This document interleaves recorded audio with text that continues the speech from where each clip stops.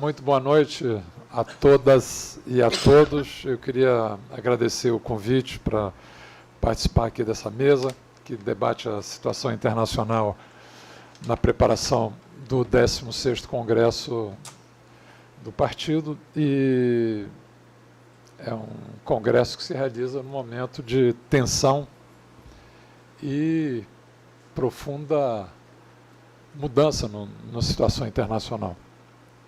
Deixa eu começar aqui dizendo o seguinte, já deve estar aí embaixo ali, o mundo em transição. Tá? A formulação do conceito do mundo em transição não é novo, ele tem uma origem nos próprios congressos do partido. Ele se origina nos anos 90 e ele surge confrontando uma outra ideia sobre a configuração do mundo no final da Guerra Fria. Nos anos 90, tanto em setores liberais que se consideravam vitoriosos, mas também em setores de esquerda que se consideravam derrotados, o tema dos anos 90 era o do fim da história. Ou seja, que com a derrota do campo socialista, desmantelamento da União Soviética, havia se afirmado o poder unipolar dos Estados Unidos no sistema internacional.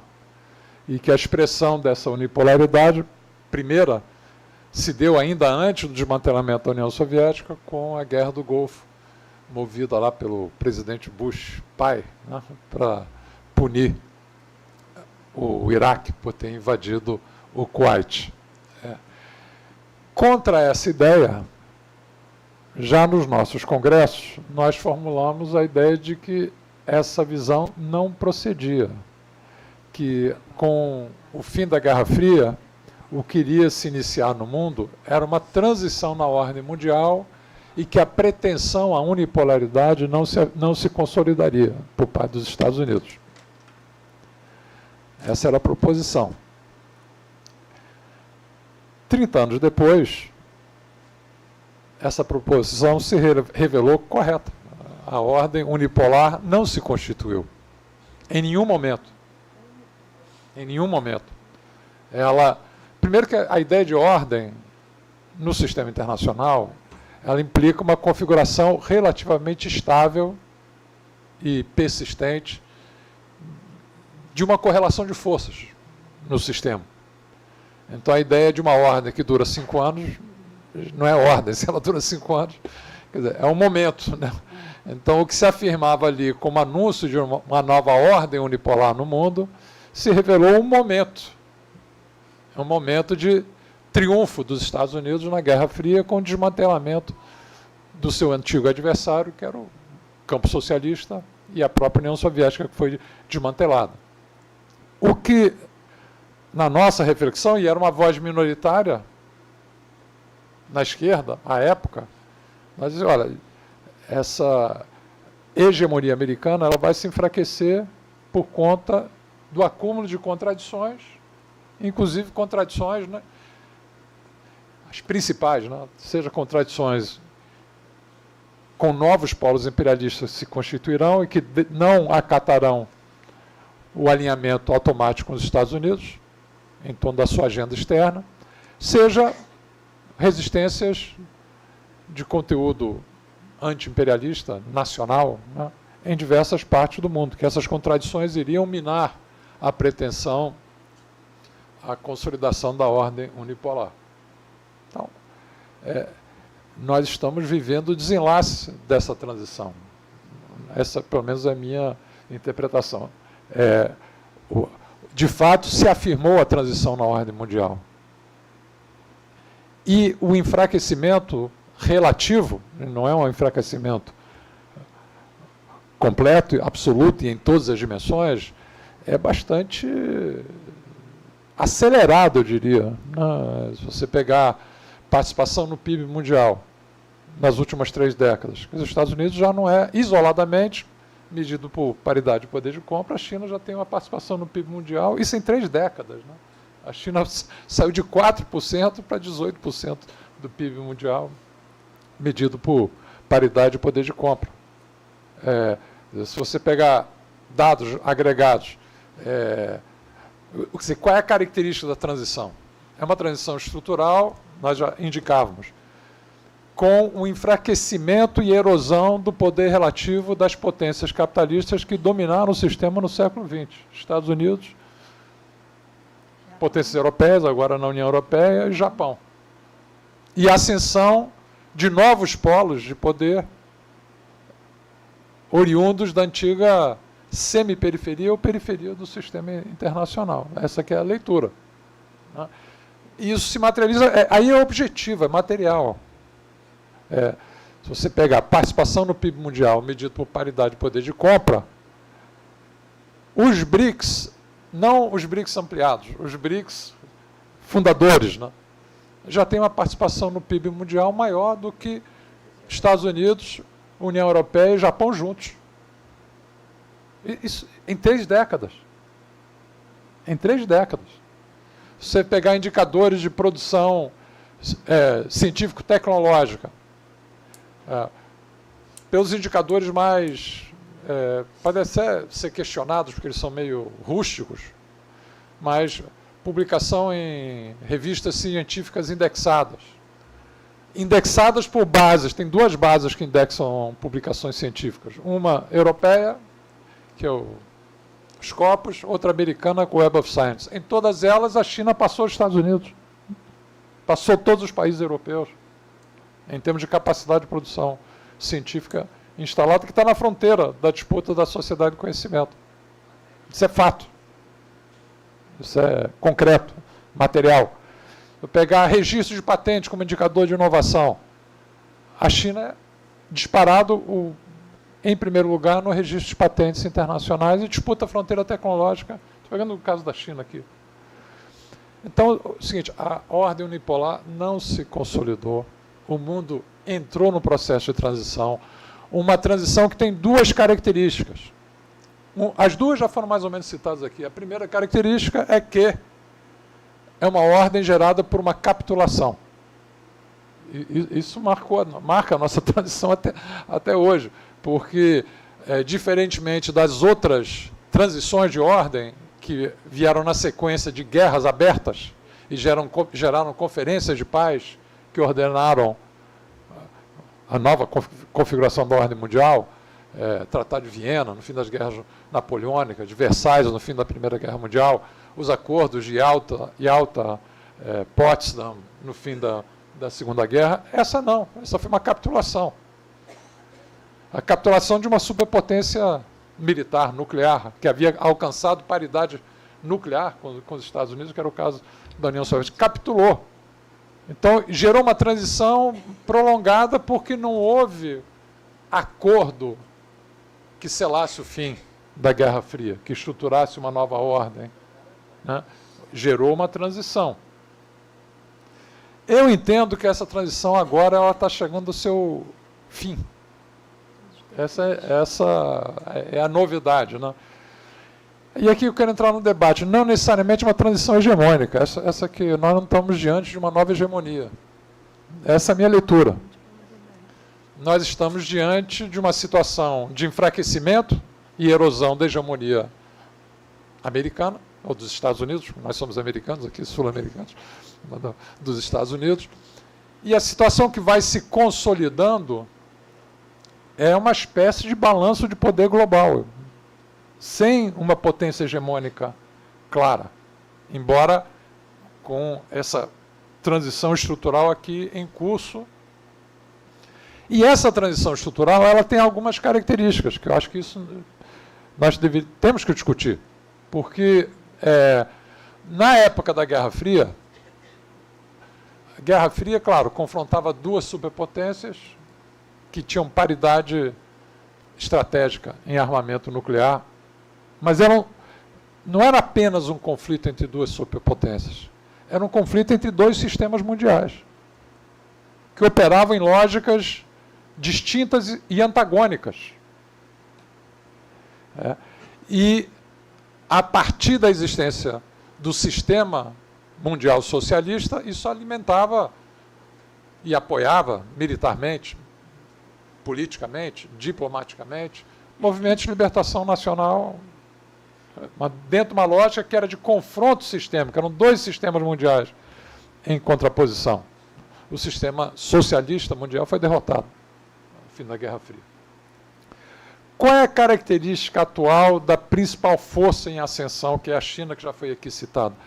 É que a China opera dentro das regras da ordem montada no pós-Segunda Guerra.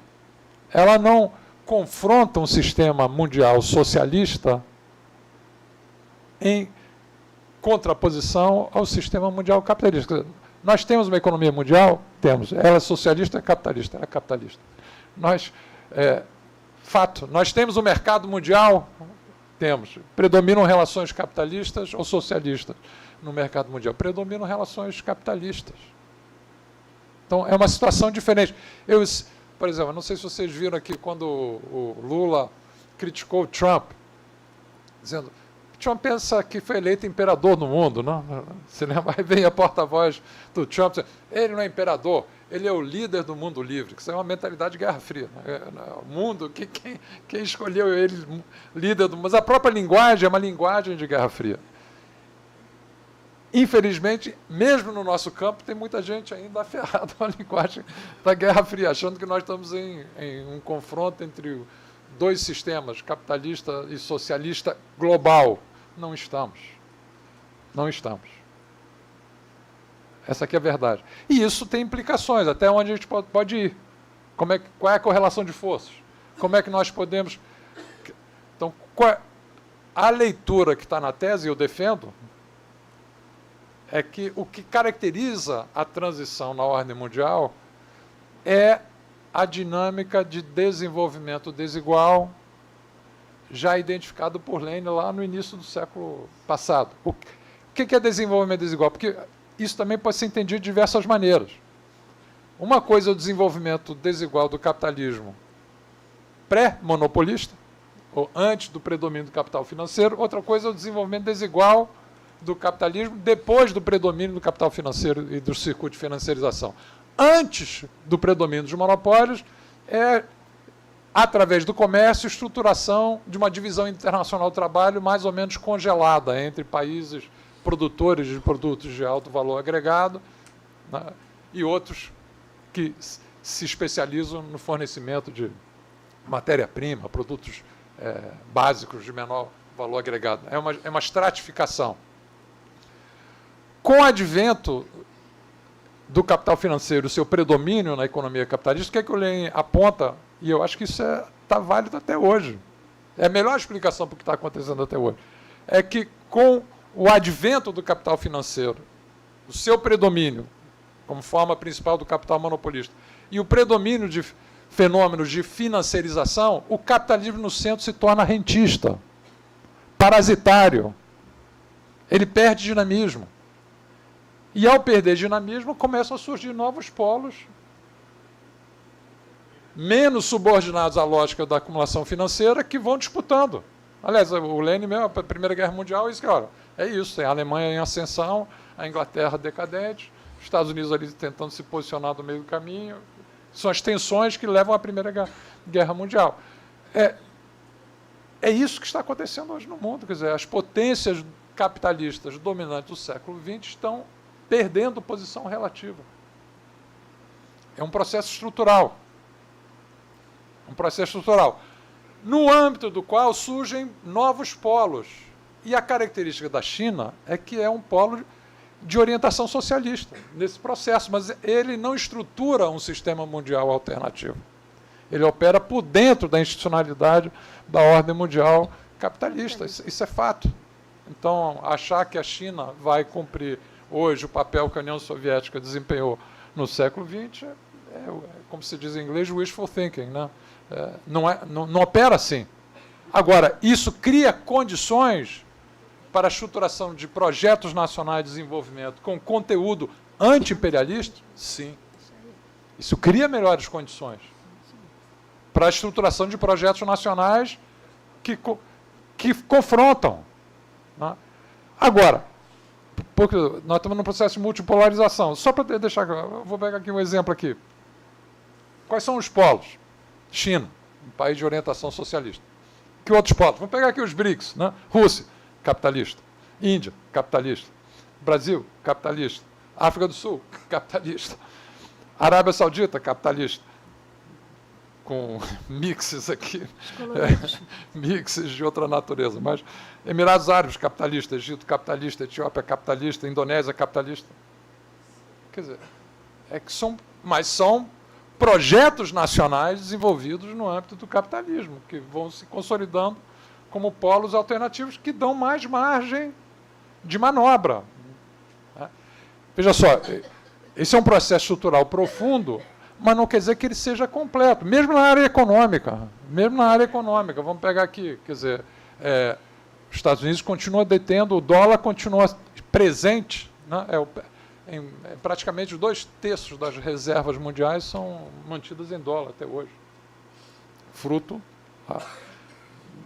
dos acordos de Bretton Woods, que reordenaram o sistema internacional, e eles continuam. Isso é um instrumento de poder estrutural, tanto que ele reage. A principal crítica dele contra os BRICS, estão tentando esvaziar o dólar aqui, mas isso é uma dimensão de poder. Na esfera militar, já foi aqui mencionado, não vou repetir. Claro, a paridade nuclear, que é o principal armamento, quer dizer, a Rússia, desse ponto de vista, é herdeira da União Soviética, ela herdou o arsenal nuclear, paridade nuclear, mas em termos de investimento em gastos militares, os Estados Unidos investem 10 vezes mais do que a Rússia, mais do que os 10 seguintes. Então, tem assimetrias ali. Embora nós saibamos que isso seja, como já foi mencionado aqui, todo o poderio... Porque a guerra é a continuação da política, não é isso, Clausewitz? Então, todo esse poderio militar foi derrotado pelos Machados, não é isso? Não sei se é Machado, mas... Como foi derrotado pelos camponeses, lá, comedores de arroz, lá no Vietnã, nos anos 70. Aliás, as imagens são muito semelhantes, né? O desespero da retirada lá aquele pessoal que era vinculado a aliados dos Estados Unidos, tentando desesperado pegar no avião, no caso lá de Saigon, era tentando pegar os helicópteros, o desespero, né? Então, não é suficiente. Desse ponto de vista, o que é que nós estamos assistindo agora? Pelo menos é a minha leitura. E acho que expressa o que está aqui dentro da proposição da tese. É que, diante da erosão do seu poder relativo e da perda de capacidade, né, de consolidação da hegemonia, a política do governo americano, ela não é propriamente nova, mas ela se intensifica e dá um salto de qualidade, que é o seguinte, olha, eu vou usar os recursos de poder que eu tenho e vou tentar, por ação coercitiva, preservar ainda posições relativas de poder. Né? É usar os recursos de poder que eu tenho. Então, mas, ao fazê-lo, ele está, na verdade, o que o Trump, em particular, está fazendo, ele está desmantelando a institucionalidade da ordem liberal construída. Liberal em que sentido? Aqui vale um qualificativo. Que, fim da Segunda Guerra Mundial, que ordem se estabeleceu? Um sistema de segurança coletiva na ONU, juntando os países vencedores da Segunda Guerra e dando aos membros permanentes poder de veto. Então, foi uma tentativa de estruturação de uma ordem de segurança coletiva.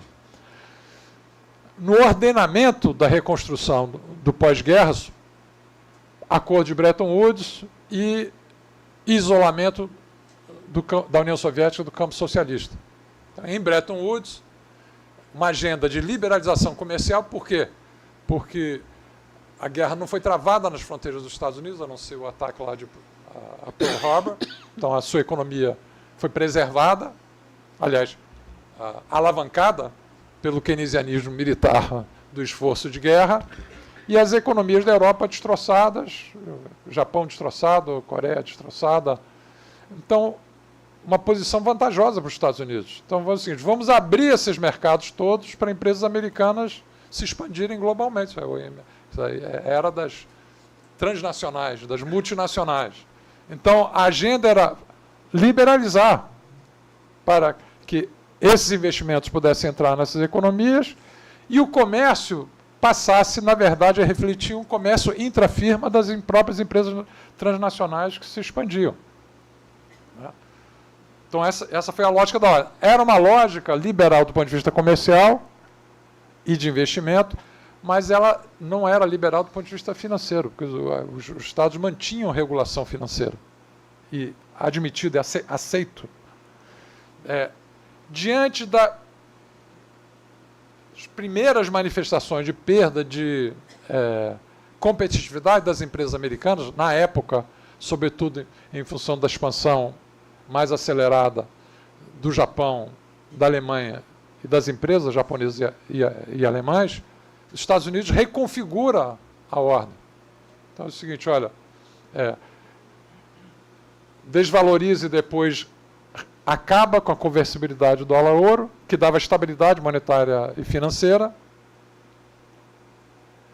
e aposta na liberalização financeira. Vamos liberar, porque o capital financeiro americano pode predominar nessa agenda, mas mantém a agenda da liberalização comercial, né, da abertura de mercados. Então, houve uma reconfiguração da ordem, uma reconfiguração da própria hegemonia americana nesse período, anos 70, anos 80, é quando também se deflagra a ofensiva neoliberal. Dentro dessa lógica, liberalização financeira, abertura de mercados, desmantelamento do capitalismo de Estado. A lógica era que essa reconfiguração beneficiasse as empresas americanas. Aliás, o J.D. Vance, o vice-presidente, falou isso na Europa. Pô, mas a gente fez isso aqui para beneficiar as empresas americanas. Se elas estão perdendo, peraí, aí não pode. Quer dizer, aqui não está cumprindo a função. Então, não está cumprindo a função, o que está em curso agora? Uma ação deliberada para desmantelamento dessa ordem. De forma coercitiva, tentando usar os recursos de poder que os Estados Unidos ainda detêm, e aí isso deflagra essa guerra comercial aberta do governo, porque não é só contra o Brasil, é uma guerra global. Né? Mas, volto a dizer, sem bases materiais para tal. Esse é que é o problema de fundo. A própria ascensão da extrema-direita é uma manifestação ideológica da reação à perda de poder, à erosão do poder. Quer dizer, make America Great Again. Agora o nacionalismo ressurge como resposta de países que estão perdendo relevância e poder. Acho que é um movimento de quem está sendo historicamente derrotado na transição em curso. Isso eu acho que é importante porque isso gera bases para a reversão dessa ofensiva. Porque é um movimento que está se enraizando em países que estão perdendo posição relativa de poder no sistema internacional.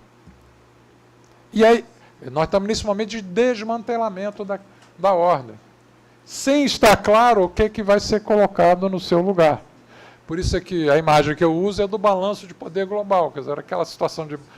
Balanço de poder é um mecanismo de equilíbrio do sistema internacional lá, europeu, na origem, que sempre que um país... Eram várias potências, poucas potências, né? Sempre que uma tentava hegemonizar, as outras reagiam e gerava uma situação de equilíbrio instável. Né? Então, é o formato que eu entendo que a ordem mundial está assumindo hoje. No caso da América Latina, para nós, e nós aqui no Brasil, só para terminar, desculpa se eu estou falando demais, mas são temas aqui para o nosso debate. Já vou terminar. Isso também implica o abandono crescente dos Estados Unidos, dos seus compromissos com a ordem multilateral que os próprios Estados Unidos criaram no pós-guerra. Né?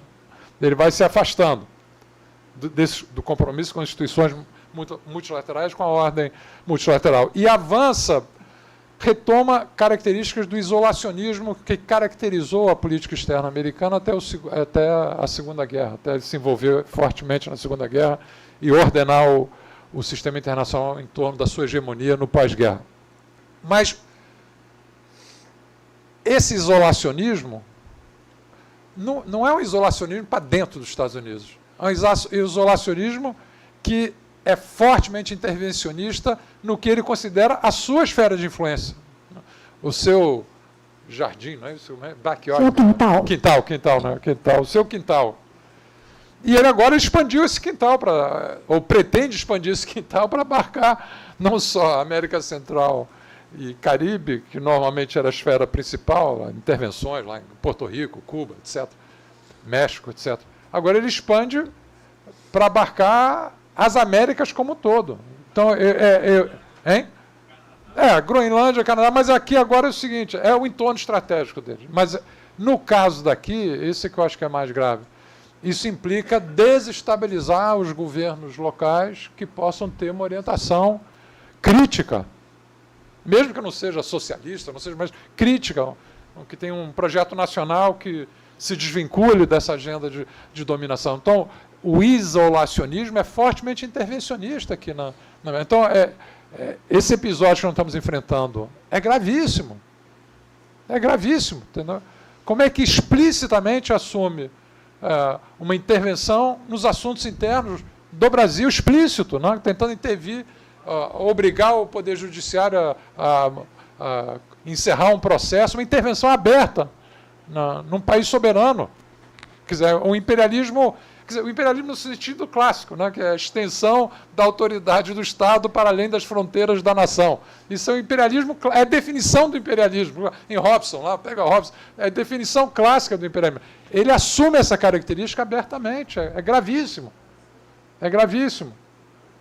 E, curiosamente, também, dado o fato dele ser uma agressão à soberania explícita e com quintas colunas que até recentemente se fantasiavam com a bandeira nacional, não é isso? Quer dizer, isso vai criando um ambiente também de reação positiva por parte do povo brasileiro. E aqui se trava uma batalha que eu acho que é decisiva para a América Latina, não é só uma questão do Brasil.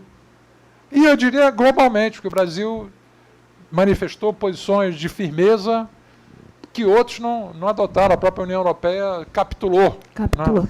Capitulou. Então, eu acho que esse é o contexto em que nós estamos inseridos na minha leitura. Então, volto só para terminar, que nós estamos diante de um processo de multipolarização. Mas a multipolarização não gera necessariamente multipolaridade, é uma coisa distinta. Né? E também você pode ler muitos, ou pode ser mais de dois. Né? A tendência é ir configurando uma ordem do predomínio de poucas potências. Né? E teremos que lidar com isso, sabendo aproveitar a margem de manobra que isso oferece para grandes países em desenvolvimento,